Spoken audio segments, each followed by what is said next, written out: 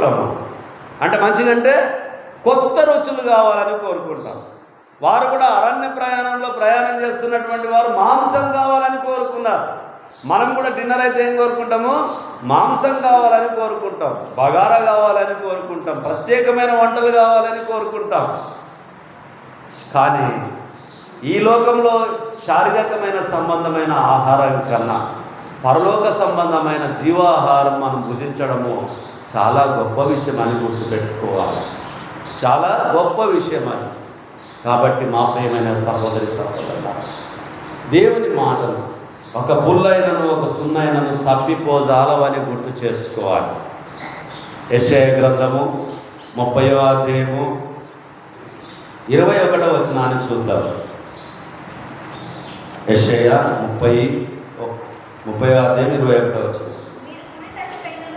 మీరు కుడి తట్టుకైనను ఎడమ తట్టైనను తిరిగినను ఇదే త్రోవ, దీనిలో నడువుడి అని నీ వెనక నుండి ఒక శబ్దము నీ చెవులకు వినబడును.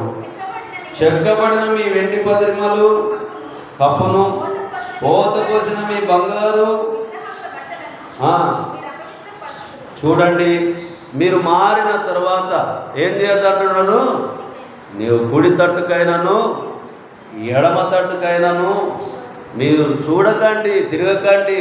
ఇటు వచ్చిన తర్వాత మళ్ళీ వాటి వైపు మళ్ళొద్దండి అని గుర్తు చేయబడుతుంది. ఏమవుతుందిలే, మా వాళ్ళే కదా పిలిచిండ్రు అని చెప్పి పోతనే ఉంటాం. ఏమ్మా, నేను అందుట్లో పాల్గొనాలే, ఎందుట్లో మాత్రం పాల్గొంటానికి పోతాము.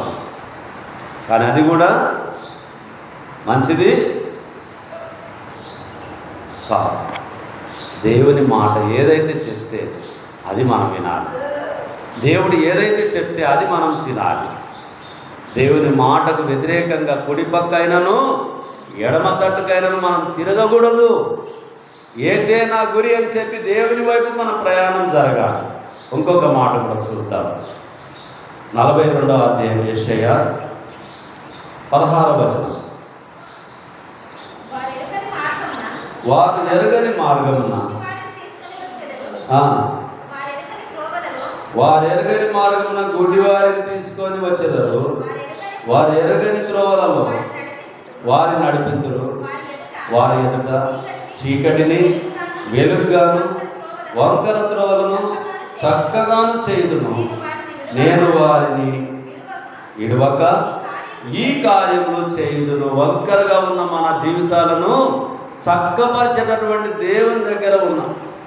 కాబట్టి ఈ చక్కపరిచేటటువంటి దేవుని దగ్గర దావీదు కుమారుడా నన్ను దాటిపోకయ్యా అని చెప్పి ఆయన పాదాల చెంత ఉండాల్సినటువంటి వారిగా మనం ఉండాలి. ఆయన మాటల్ని శ్రద్ధగా వినాలి. 2 స్త్రీలు ఉన్నారమ్మా. ఎవరెవరు విన్నారు దేవుని ఆయన మాటలు, యేసయ్య మాటలు? ఎవరమ్మా? మార్తమ్మ. ఇంకొక ఆయమ్మ మరియమ్మ. మార్తమ్మనేమో విస్తారమైన పనిలో ఉంది, మరియమ్మనేమో యేసయ్య పాదాల దగ్గర ఉంది. మార్తమ్మ, ప్రభువా నీకు చింత లేదా? నేను ఇన్ని పనులు పెట్టుకున్నాను, ఆమెను పంపించి నాకు ఇంత సహాయం చేయడానికి పంపించవచ్చు కదా అని అంటే యేసు ప్రభు వారు అన్నమాట ఏంటంటే, మార్తా నీ విస్తారమైనటువంటి పనులు పెట్టుకున్నావు కానీ ఆమె ఉత్తమమైన పనిలో ఉంది అని చెప్పి యేసు ప్రభు వారు గుర్తు చేశారు. ఇప్పుడు మనమందరం ఏ పనిలో ఉన్నాము? ఉత్తమమైన పనిలో ఉన్నాము. దేవుని నమ్మినటువంటి బిడ్డలు, దేవునికి సన్నిధికి రానటువంటి బిడ్డలు మరి ఎక్కడున్నారో, ఏ మాటలు వింటున్నారో మనకు తెలియదు. ఇప్పుడైతే మనం ఏ పనిలో ఉన్నాము? ఉత్తమమైన పనిలో మనము ఉన్నాము. ఇది దేవుడు కోరుకుంటాడు, ఉత్తమమైన పని. ఏ లోకంలో ఏం చెప్పినా ఏం ఆలోచన చేసినా ఎన్ని మనం చెప్పినా దేవుని మాటలు వినడమే శ్రేయస్కరము. కాబట్టి ఆయన మాట వినడము మనకు ఆశీర్వాదము. లూకా సువార్త 1వ అధ్యాయము 78వ వచనాన్ని చూద్దాం. లూకా సువార్త 1వ అధ్యాయము 78వ వచనం. మరియు ఓ శిశువా, నీవు సర్వోన్నతుని ప్రవక్త అనబడదు. మరియు ఓ శిశువా, నీవు సర్వోన్నతుని ప్రవక్త అనబడదువు. మన దేవుని మహావాత్సల్యమును బట్టి వారి పాపములను క్షమించడం వలన తన ప్రజలకు రక్షణ జ్ఞానము ఆయన అనుగ్రహించినట్లు ఆయన మార్గములను సిద్ధపరచుటకై నీవు ప్రభువునకు ముందుగా నడుతూ మన పాదములను సమాధాన మార్గంలోనికి నడిపించినట్లు చీకటిలోను మరణఛాయలోను ఓడ్చుండు వారికి వెలిగించుటకై ఆ వాత్సల్యమును బట్టి పైనుండి ఆయన మనకు అరుణోదయ దర్శనమును గ్రహించెను. శిశువు ఎదిగి ఆత్మయందు బలము పొంది ఇశ్రాయేలునకు ప్రత్యక్షమగు దినం వరకు అరణ్యములో నుండెను. చూడండి ప్రియమైనటువంటి వాళ్ళారా, పాపములను క్షమించడం వలన తన ప్రజలను రక్షణ జ్ఞానము ఆయన అనుగ్రహించినట్టు ఆయన మార్గంలో సిద్ధపరచుటకై నీవు ప్రభువునకు ముందుగా నడుతూ మన పాదములు సమాధాన మార్గంలోనికి నడిపించినట్లు చీకటిలోను మరణఛాయలోను కూర్చుండు వారికి వెలిగించుటకై ఆ మహావాత్సల్యతను బట్టి పైనుండి ఆయన మనకు అరుణోదయ దర్శనమును అనుగ్రహించు. చీకటిలో ఎవరైనా ఉంటే ఏం చేయాలమ్మా?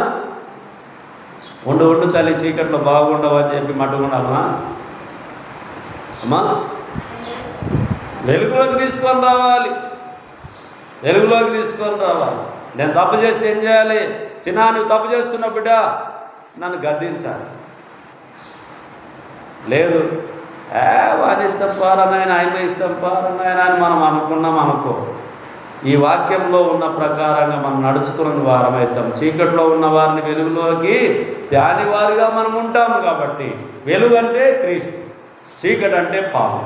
కాబట్టి పాపానికి వెలుగుకు సంబంధము, పాపానికి చీకటికి సంబంధము, వెలుగుకు క్రీస్తు సంబంధమై ఉంటున్నాడు. ఆయన నీతి సూర్యుడిగా మనల్ని ఉదయిస్తూ ఉంటూ ఉన్నాడు. కాబట్టి క్రీస్తు నందు భయభక్తులు కలిగి మనం ఉండాలి.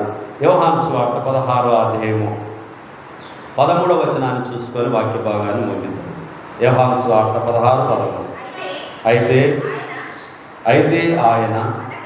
అయితే ఆయన అనగా సత్య స్వరూపి అయిన ఆత్మ వచ్చినప్పుడు మిమ్మును సర్వసత్యములోనికి నడిపించును. ఆయన తనంతట తానే ఏమీ బోధింపక ఏటిని వినినో వాటిని బోధించి సంభవింపబో సంగతులను మీకు తెలియజేయును. ఆయన నా వాటిలోనివి తీసుకొని మీకు తెలియజేయను గనక నన్ను మహిమపరచును. తండ్రికి కలిగినవన్నీ నావి, అందుచేత ఆయన నా వాటిలోనికి తీసుకొని మీకు తెలియజేయనని నేను చెప్పి తిని. చూడండి ప్రియమైనటువంటి వాళ్ళ, మరి దేవుని మాటల్ని గ్రహించేటటువంటి బిడ్డలుగా, కుమార్తెలుగా మనముండి ముందుకు కొనసాగాలని చెప్పి దేవుని దాసునిగా మీకు గుర్తు చేస్తూ ఉంటున్నాను. శ్రద్ధగా వాక్యం విన్న మీ అందరికీ ప్రభునామమున వందనాలు.